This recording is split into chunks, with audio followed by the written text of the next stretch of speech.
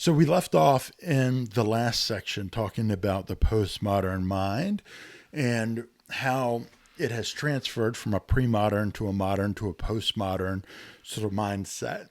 I want to talk about specific U.S. generations now. So this is a breakdown, and if you look at the dates are very negotiable. So, for example, the Greatest Generation, they have born 1901 to 1924 in this illustration. And this was taken from some research that James Chung and Seminary Now put out. And other sources have, labeled generations with different dates. However, I'm going to use this sort of breakdown for conversational purposes. I probably would move some of these dates about 5 years forward. So if you were to get down to, Generation X, I'd probably have that from 70 to 84, 85, somewhere in that range. And with most of the generations, I would have that 5 year buffer. But either way, we're still talking about the same groups of people and the same thought process and how the gospel was presented. So in the U.S., you had the Greatest Generation. This is your World War II generation, born 1901 to 1924. Then you have the Silent Generation, and they were considered the Silent Generation for a couple of reasons, but what really they were they were the children of the generation before the Great Generation, and then they were starting to become parents over time. The baby boomers then were out of that Greatest Generation, and they were a massive population bomb within the U.S. Lots of children had been born or were born during the period of 1946 to 1964. They became the largest generation within the United States landscape. And then from there, they had children, and the Silent Generation had children that were considered Gen X. And Gen X very much has a certain style and thought process as well. But they were sort of a transitionary period. So from the baby boomers to Gen X, you had a transitionary movement of thinking, and then the millennials, who I personally think were born a little bit, maybe 5 years later than what this chart says. But either way, they come in, and there's a radically different thought process to millennials. So from baby boomers and Gen X to millennials, there is a significant shift in thinking. And this is where postmodernity really takes hold in the United States. And you start seeing young people think very differently than their grandparents and even their parents when it comes to social issues, of knowledge sources, importance or values. And that shift into personal truth becomes very apparent at the millennial generation. Then you have some younger generations or next generations that you'll see. iGen, I would imagine this is the first group of people that, the phones that they know and relate to are the iPhone, and having screens in their hands all the time, or communicating primarily through things like text or WhatsApp or different social communication tools. This generation is the first one that really has had that throughout the entirety of their lives. And then Gen Alpha is going to be the next group or generation that comes forward. So these are the U.S. generations, and let's talk a little bit about each one a little bit more specifically. So if you look at the baby boomer generation, that generation born from the Greatest Generation, as it is termed on our chart, this baby boomer generation understood that truth was out there to be found. And their question wasn't, is truth really truth? Their conversation was, what is truth? So they wanted to know, is this true or not? And they looked at the Bible and they said, we want, proof that the Bible is real, that it's historical, and you would get pushback around things like the historical Jesus and, things like miracles. Did they really happen? And a lot of the apologetics that the church would use was surrounding the historical documentation and consistency of the Bible. And you would see fundamentalism crop up really heavily in this time as a rejection of, let's just say, the peace, love, hope. I'll use that word instead of the other one. But this generation was one that was a little rebellious of the authority of the church. And you start to see pushback around historical truth or accuracy of the Bible. And that's where a lot of academics and a lot of work was then pursued in order to show the historical nature of Jesus and the legitimacy of the writings of Matthew, Mark, Luke, John, Acts, as well as the letters from Paul and John and Peter.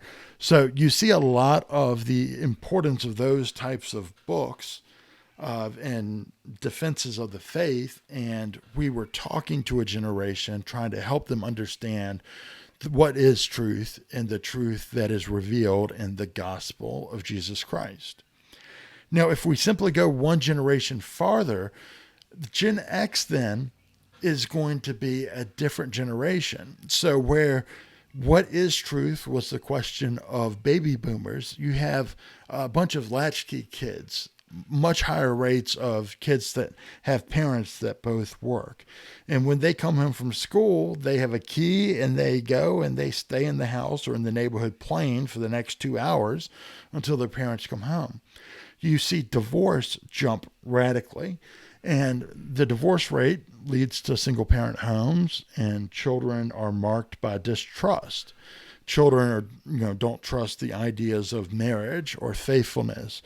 They can become distrusting of institutions. They become distrusting of a whole number of things. And the institutional distrust you can think about when it comes to of culture. Think about Bill Clinton. Think about Richard Nixon. Think about the way politics was viewed and the presidency was viewed, and all of the scandals that then came out from churches and church leaders. All of that pushed to a rejection of the church and this idea of we want to see what's real. We want to see what's authentic. And Gen X was a little anti-culture. So they were a little pushing back on the ideas of sort of social norms, family norms, because they were seeing it dissolve within their own household. And you would see TV shows like Cheers, Friends, where people were seeking community, where, in a Cheers case, where everybody knows their name, or in Friends, this group of individuals who were centered around the family system that they put together, not that they were born into. So, their closest friends, lived across the hall. You can see this play out in other TV shows like Seinfeld. So Jerry Seinfeld had this Seinfeld show, and you had Elaine and Kramer and George and Jerry, and none of them were in long-lasting relationships beyond sort of themselves. So that group of 4 people were within a relationship, and as it has commonly become known as, it was a show about nothing. But what it really was about was the relational dynamics of individuals who had chosen to associate with each other day after day after day. And it wasn't a family unit that was keeping them attached. It was a friendship unit or a community dynamic that kept them connected within the shows. So the big question became, or was, what is real? The question of reality, authenticity, this became the big movement. And because of that, when you saw evangelism engaged ideas of authenticity and creating real spaces of community.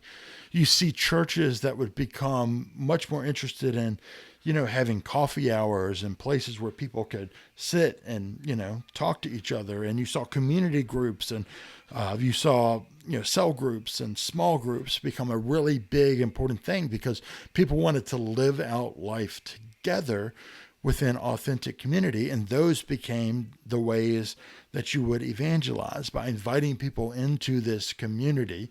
And that community then was centered around faith and the trying to live out that faith together. And what is real became what is authentic, what is really going on here in this church. And are we really living out the lives that we proclaim to be speaking?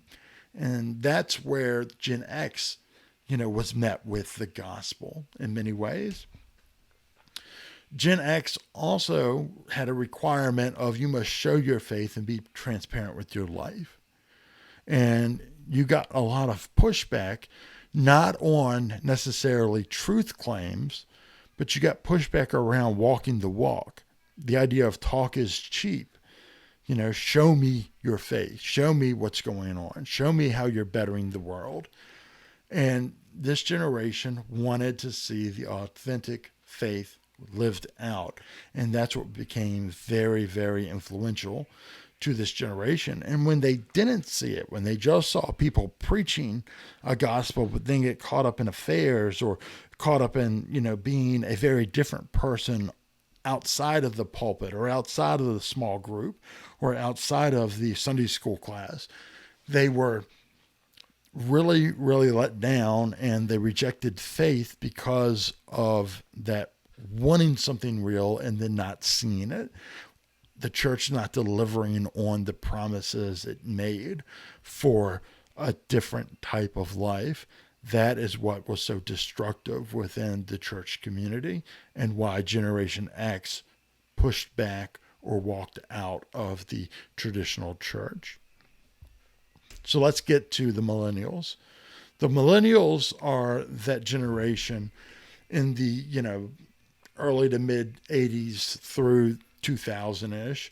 And they are in homes where if the family broke down with Generation X, to where you had much more single family homes and you had latchkey kids and you had individuals who saw the deconstruction of the household, all of a sudden the millennial generation, instead of the marriage being the center of the family and that relationship being the center, the child became the center of homes. And you had the invention or the emergence of helicopter parenting and extracurricular activities and the social planning of the child becoming the primary thing for the upbringing of children. So protecting the kids was very important. Every child winning or being thought of as a winner became the normal thing. When you think about sports, the parents push the idea of every kid getting a trophy and every kid thinking that they were a winner or really good at whatever they were doing. And the protection of the kids was at a cost of teaching kids how to fail properly, how to fail, pick yourself up and try again or try harder. And whether the approach to this is good or bad, once again, isn't the conversation. The conversation is, what are the tendency and trends of the generation? And, helicopter parenting, child-centered homes, overprotecting of kids, giving them extreme confidence when maybe it wasn't earned, and their thought that they should be in charge and that they should be changing the world. Well, they get that because when you center a house around a child for their entire lives, they think the world should center around them. And they believe that they should have a maybe disproportionate change and influence within the world they live in. The next thing I would say is you see social marketing or social media really become common in the teenage years of these children. And all of a sudden, they are no longer comparing themselves to their neighbor, but they're comparing themselves to whoever they see online. And you see reality TV come forth, and individuals begin to start comparing their reality to the reality that they're given on TV. They're relating to the realities that they see on the computer or on their phone. And they want to be good within that community. So, they want to reflect the goodness or the morality that they see online. And you see movements like Tom Shoes. You see people addressing global issues. You see influencers become very, very influential in the teenagers and the young adults. You see people like Mr. Beast, who's a guy named Jimmy Donaldson, who will, he has 158 million subscribers on YouTube, and his videos have millions and millions of views. Typically, his videos have 65 to 70 million views per episode of his, YouTube videos. That is an extraordinary reach when you consider that TV shows now do well to get 5 to 10 million views per episode. I mean, he is 10xing what TV shows produce. And, this guy, Jimmy Donaldson, nicknamed Mr. Beast online, he very much lives out this idea of having global issues and concerns. He helped plant 20 million trees and created a movement online called Team Trees to try to plant with the Arborist Foundation 20 million trees. And he did it, in within a month. And he did the same thing with trying to clean waterways. He would go on to put on an initiative to try to clean up plastics and trash coming out of different pain points when it comes to environmental contamination of the seas. Something like 80% of the trash that is sent downstream into the ocean really comes from a very small amount of rivers. And he put together an initiative to try to raise money in order to combat that issue. And they are now, spending, millions and millions of dollars on that initiative through social media.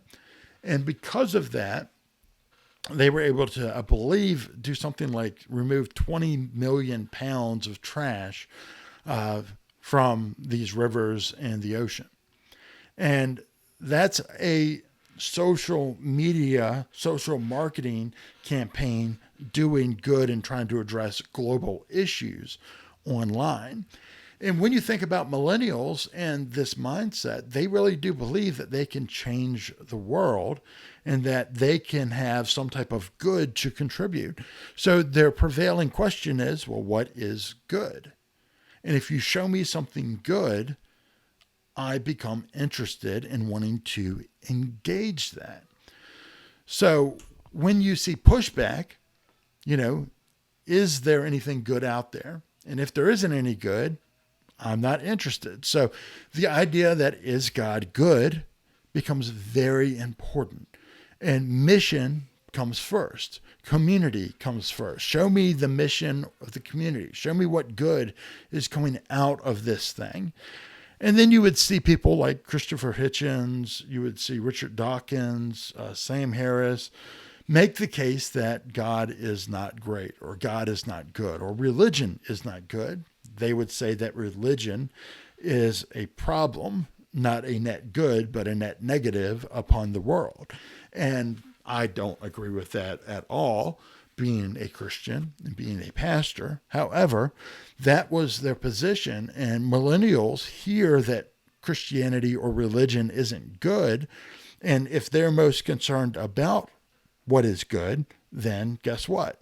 We are in a losing position when it comes to the church, religion in general, and the argument of defending Christianity and the faith.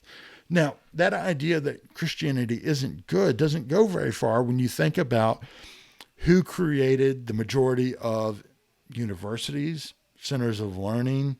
It all came out of Catholic or Christian of church missions in order to create of school systems and universities and colleges based on the pursuit of knowledge. The Catholic Church has millions of health centers and hospitals globally that go towards the producing healing of missions and good medicine being delivered globally. And for all its negatives when it comes to the Catholic Church in America, if you look at all the good that they do, there is a lot there. And that's coming from a Baptist who, should be at odds with the Catholic Church. I'm going to tell you that as someone who wants to look objectively at religion and God and communities and who wants to be a missiologist, I can tell you that the Catholic Church does a really, really good job when it comes to mission and trying to do good within the community. So, because of that, there are a lot of individuals who connect with the idea of somebody or a church or a group doing good as an entry point into the faith discussion. The last group that I'm going to talk about is I generation. And the reason that I've go to the I generation, they're young now, they're teenagers now. And, you can look at this group and what's being said about them is they are the artistic of, group. They want to create content on social media. They want to take pictures and they want to be on Instagram showing beautiful things. They want to tell stories on YouTube. They want to create content on YouTube or online. They want to write. They want to develop. They want to produce these wonderful stories. And they think or have been told that they're the best at everything, right? So generation after generation of them being told they're great has them really believing that, yeah, we're now the best at everything. You will see them as improvers throughout life. So they can take technology and they can continue the development of it. They will learn really quickly how to pick up on different technologies or different algorithms that are used online. And they are able to then develop those very creatively. And even though this group will be more risk adverse because they were sort of brought up in helicopter homes and maybe child center homes where they were protected very heavily, they also are very open and creative when it comes to the content that they produce and their thinking. So their main question becomes, is the faith or is something beautiful? And what is beauty? And how can we express beauty? And the question for them is Christianity an ugly faith?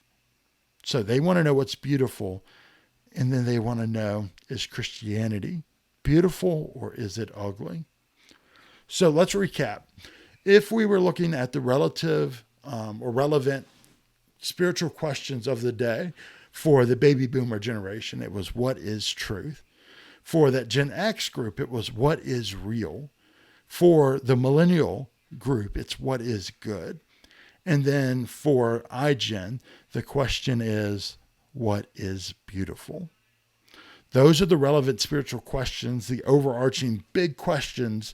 And I believe Christianity has an answer for each one.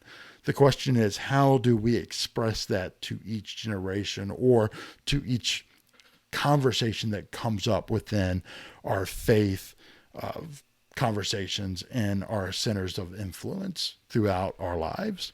So that'll be the next topic that we go to in the next session.